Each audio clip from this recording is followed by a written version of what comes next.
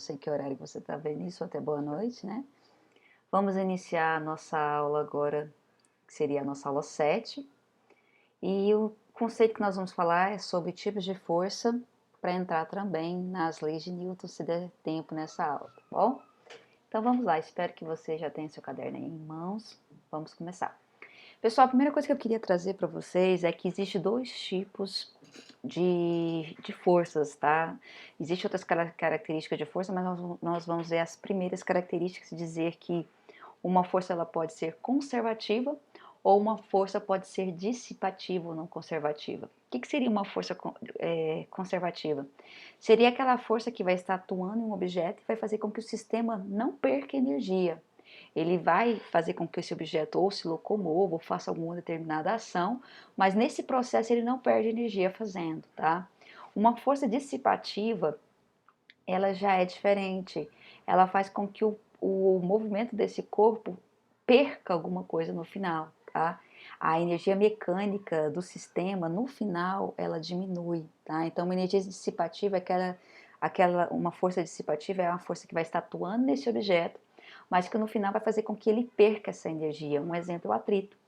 Quando um objeto está sendo arrastado, ele vai perder na energia de movimento, podemos dizer energia cinética dele, devido à força de atrito que existe entre a superfície desse objeto e o solo. Então essa força de atrito ela atua no corpo durante esse movimento, empurrando ele, mas faz com que ele perca essa energia no processo. Já um outro exemplo é o peso. Um corpo em queda livre, um exemplo é o peso. O peso, ele está atuando o tempo todo nesse corpo, porque todo corpo que tem massa tem peso, mas ele é uma força conservativa, porque ele não diminui a energia. O movimento acontece de forma natural, o corpo é acelerado devido à gravidade, e nesse processo o peso faz com que o corpo seja acelerado, ele não atrapalha o movimento em si. Então é um sistema conservativo, tá bom? E em relação, se eu olhar a natureza dele, em relação à interação dos corpos, eu ainda posso classificar essa força como força de contato e força de campo. Na aula anterior a gente calculou, fizemos alguns procedimentos como calcular a força em um objeto, e sendo uma força resultante.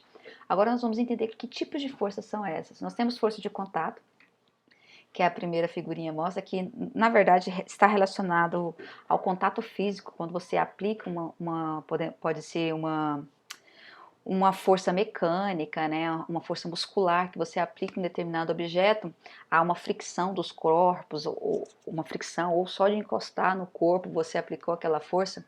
Força refere-se a puxão, empurrão. Se acontecer algo de forma física, nós dizemos que essa força foi uma força de campo. Um exemplo é dar um soco na parede, né? Essa força, esse contato aí, é uma força de contato, ou seja, existe interação entre os corpos.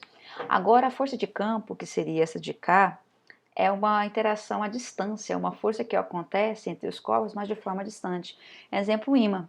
Se eu pegar, imagine que esse seja um ímã, e esse aqui seja um material ferro, um outro ímã, podemos dizer assim. E eles estão com a polaridade invertida, aqui é norte e aqui é, melhor, polaridades iguais. Norte, norte. Polos iguais não se atraem, se repelem. Então, um vai empurrar o outro sem que tenha o contato. Ou seja, eles vão empurrar um ou outro. Se eu ficar andando com isso aqui, ele vai empurrar e nunca vai encostar. Mas ele só vai para frente, esse aqui só vai para frente porque recebeu uma força desse aqui. Então, é uma força que age de forma à distância. Ela está lá, mas não está sendo algo em contato, promovendo contato entre os corpos. Exemplo dessa força de campo que eu coloquei para vocês aqui, deixa eu até mostrar aqui, seria a força-peso, né? Os objetos caem, mas a gente não vê nitidamente uma força puxando ele. Antigamente, acreditava-se nos tempos remotos que existia uma mão invisível segurando esses corpos, puxando eles para baixo. Hoje em dia nós sabemos que existe essa força-peso que atua no centro de massa do corpo em questão, e ela é uma força que é direcionada para o centro da Terra. Então, quando o objeto está caindo, nem o tempo todo, quando ela está caindo, você não vê a Terra encostando nela o tempo todo. Chega um determinado momento que ele tem um impacto de colisão com o chão. Mas quando ele está descendo, ele está tendo essa força de atração da Terra, que é uma força de campo, que está atuando à distância, tá bom?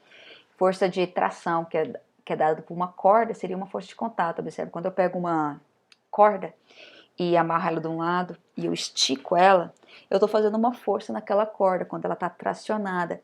E aquela força de tração só existiu porque eu peguei a corda e fiz essa força. Ou seja, eu tive que ter o contato com a corda para aplicar a tração.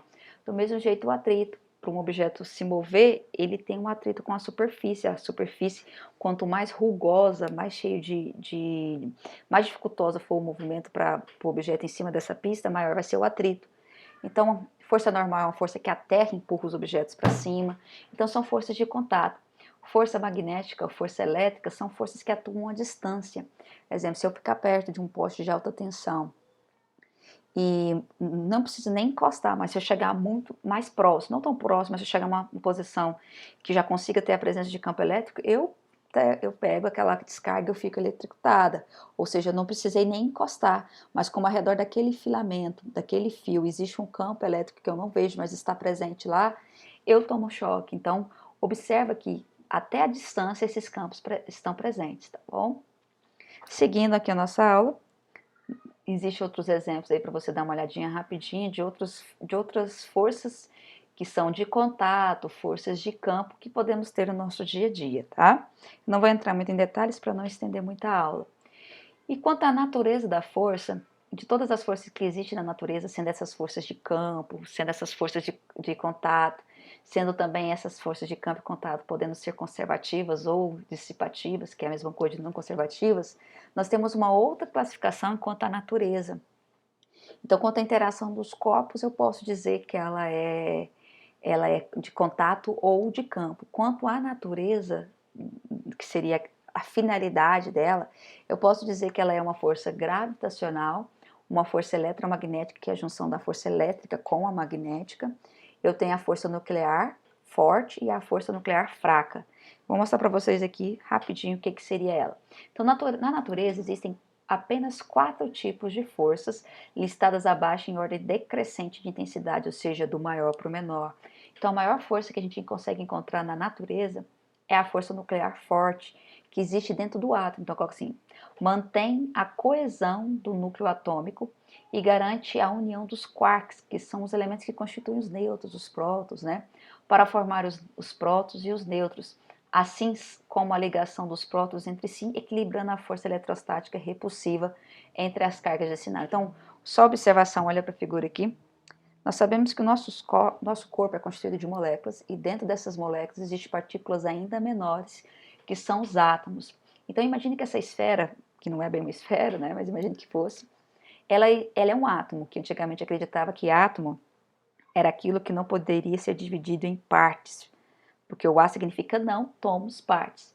Mas hoje em dia, com os aceleradores de partícula e já bem antes disso, nós já sabíamos que os átomos poderiam ser divididos novamente, poderiam ser quebrados. E existem partículas ainda menores que conseguem constituir essa matéria. Então, dentro do átomo eu tenho a eletrosfera, onde orbitam os elétrons, e dentro dela, lá não dentro, né, mas no meio do átomo existe o núcleo, onde existem os nêutrons e os prótons, e os prótons são cargas positivas. Então, se esse pedacinho aqui for o núcleo, e lá dentro tiver carga positiva, positivo com positivo não gosta de ficar junto. E lá também tem nêutrons, né? O que acontece com a força nuclear forte? Ela segura eles lá, porque a tendência é que o positivo não queira ficar perto de positivo e o núcleo ia ficar instável, ele ia se romper e não teria a estrutura da matéria em si. Então, a força nuclear forte, ela segura, ela dá coesão a esse átomo, ao núcleo atômico. A força eletromagnética existe entre partículas eletrizadas, englobando as forças elétricas e as forças magnéticas. Então, todos os fenômenos físicos que envolvem a presença de campo elétrico e de campo magnético têm a presença da força elétrica, que está relacionada à disposição de cargas elétricas, e a força magnética também está relacionada à disposição de vetores de indução, né? E nós temos cargas ali também que podem promover a variação de cargas de corrente elétrica, pode promover também o campo magnético. Então, todo fenômeno que envolver campo magnético e campo elétrico tem a presença da força eletromagnética, usada em bobinas, baterias, motores e aí vai. Força nuclear fraca produz instabilidade em certos núcleos atômicos. ela é responsável pela emissão de elétrons por parte dos núcleos de algumas substâncias radioativas num processo denominado de decaimento. É quando a partícula fica instável, né? E aí algumas elétrons saltam de camadas. Então a gente diz assim que é a força nuclear fraca que permite isso, né? Porque os elétrons estão orbitando aqui, né? Aqui nós temos, deixa eu pegar outra cor aqui, só para você entender. Os elétrons ficam orbitando aqui na eletrosfera, só que ele dá alguns saltos, ele pode subir ou ele pode descer. Quando ele estiver descendo, ele solta uma energia, e essa energia é radiação liberada pelo átomo, ou pela molécula, ou pelo um objeto que seja radioativo. E essa emissão só é possível graças à força nuclear fraca, que permite que ele libere essa energia. A força gravitacional é a força de interação entre os corpos que possuem massa, ou seja, todo corpo que tem massa tem força gravitacional. E quando um corpo está caindo, a gravidade, a aceleração da gravidade atua na massa, por isso que gera força gravitacional. E o interessante é que a maior é a força nuclear forte, e vem caindo, depois a eletromagnética. Depois a penúltima, podemos dizer assim, é a energia fraca. E a última é a gravitacional, ou seja, a gravitacional, em relação à intensidade, ela é mais fraca, mas em relação à interação, ela é a maior, ou seja, os corpos podem estar muito longe um do outro, que ela tem essa capacidade de interagir com o corpo. Agora, a força nuclear forte não, o corpo tem que estar mais, os objetos em questão, os entes em questão, tem que estar mais próximo para acontecer a presença da força nuclear forte, tá? Então, a força gravitacional, ela tem um maior alcance, porém, a menor intensidade. Enquanto a nuclear forte, ela tem maior intensidade, mas não tão grande alcance. E aí nós chegamos no estudo de movimento. Como eu disse para vocês, antigamente era tudo ilusório, né? E várias eram as ideias que as pessoas tinham para descrever o movimento. Imaginava uma mão imaginária fazendo um movimento de parábola. Então tudo era muito místico, né? E aí um dos primeiros a estudar foi Aristóteles, e ele defendia aí uma ideia que ele abordou por 2000 anos, ficou a ideia de Aristóteles que a Terra era o centro e que nada se movia ao redor dele, na verdade se movia, mas tudo ao redor dele. E aí depois veio Nicolau dizendo, né, não, a Terra não está no centro, mas sim ela orbita em torno do Sol, e houve perseguição, porque naquela época a igreja era a favor das ideias de Aristóteles, né? Então ficaram-se por mais de 2 milênios acreditando nas ideias de Aristóteles, e quem afirmava qualquer coisa contrária a isso era perseguido. Até Galileu, ele descobriu uma imperfeição no Sol, e na época Aristóteles dizia que o Sol era perfeito, que era símbolo da perfeição de Deus, né? A igreja também defendia. E naquela época foi difícil você tentar explicar alguns fenômenos, algumas coisas, sem levar para o cunho religioso.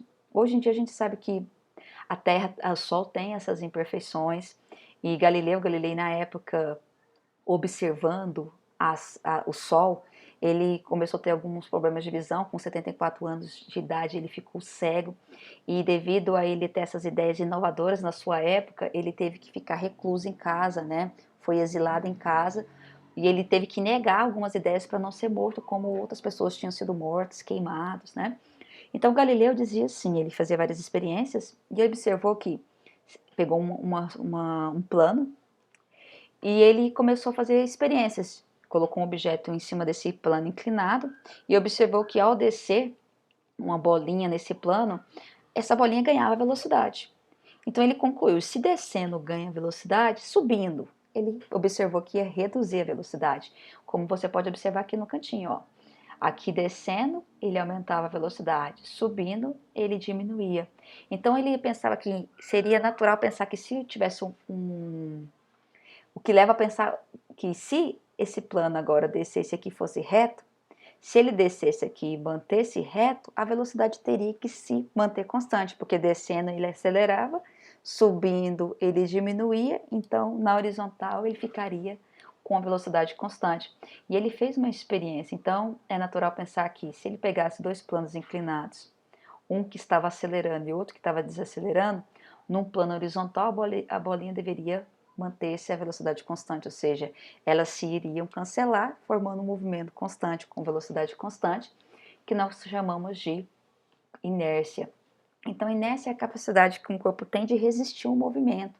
Então, observa, quando a bolinha estava descendo aqui, ela ia perdendo a velocidade, ganhando velocidade. Quando ela estava subindo, ela perdia a velocidade. Então, ele observava que ela chegava no mesmo alinhamento, conforme ele fosse variando o ângulo aqui, quanto maior fosse o ângulo que ele colocasse aqui, maior seria a desaceleração desse corpo. Quando ele igualou esses ângulos aqui, ele observou que eles conseguiram chegar na mesma altura. Então, para chegar no conceito que nós temos hoje de inércia, o primeiro a falar sobre esse conceito foi Galileu, e depois o Galileu, ele pegou, Newton surgiu, né, e pegou essa ideia de Galileu e continuou. Então aqui embaixo nós temos, ó, observe que ao longo de um plano horizontal deve ser permanente, que é o que eu falei para vocês, a velocidade é constante, como não há variação da velocidade, não há a aceleração aqui. E a propriedade de um corpo de permanecer em seu movimento em linha reta foi chamado de lei da inércia. Então, até Galileu já tinha essa ideia desse conceito, né? Interessante dessa parte agora, vamos para a sequência,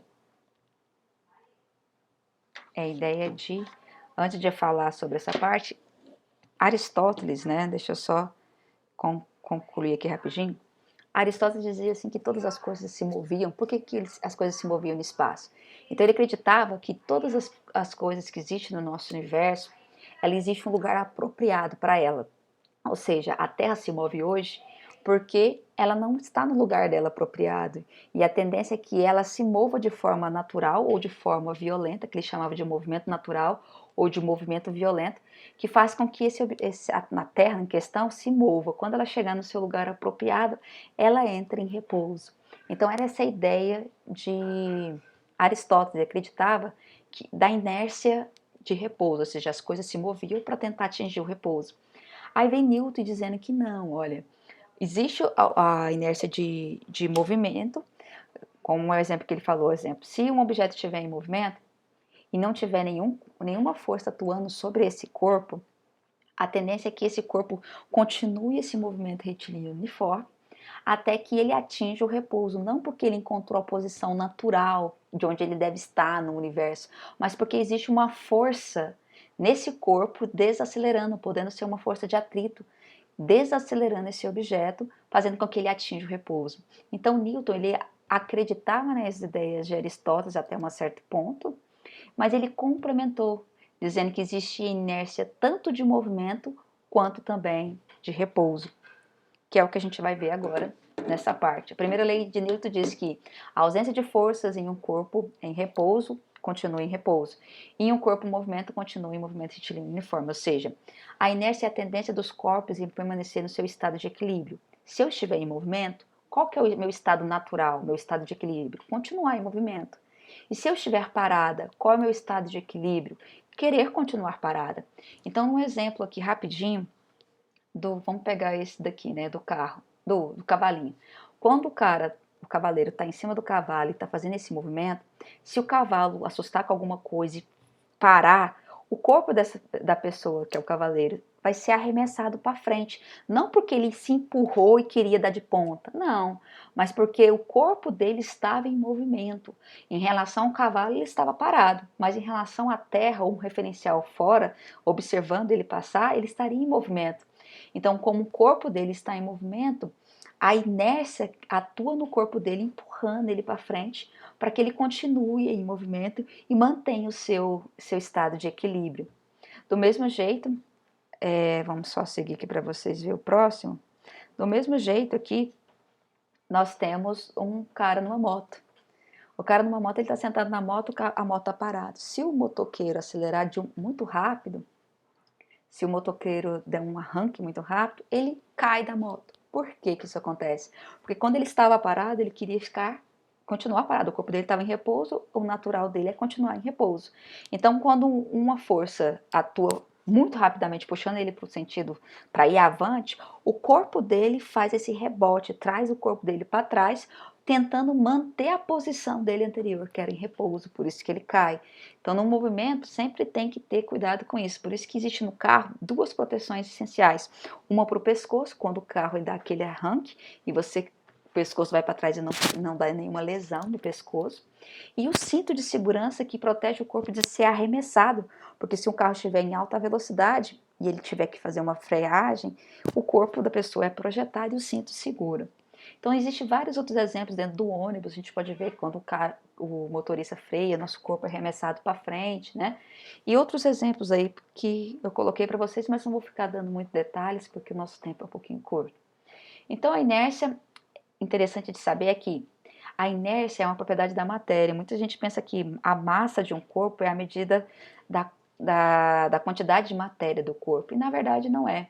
A massa é a medida da quantidade de inércia do corpo. Quanto maior for a massa do objeto, maior é a inércia, maior é a vontade daquele corpo manter o seu estado de equilíbrio. Ou seja, se ele estiver em movimento, maior vai ser a vontade dele querer continuar o movimento.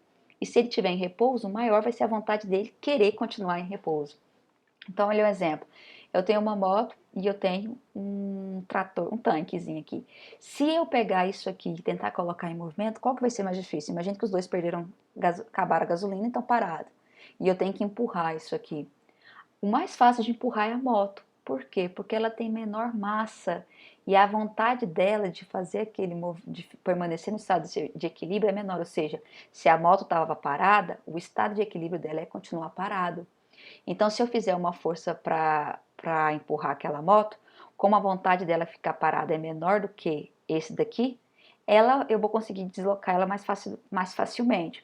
Mas olha esse de cá, que é o caminhãozinho, a massa dele é maior, então a vontade dele querer ficar lá parado é maior. Então eu tenho que aplicar uma força muito maior para tirar ele daquela posição, porque a inércia que existe naquele corpo dele, de querer que ele fique parado, é maior.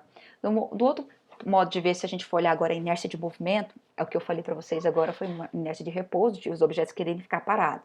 Agora, se eu quiser analisar em movimento, imagine esses dois objetos numa descida.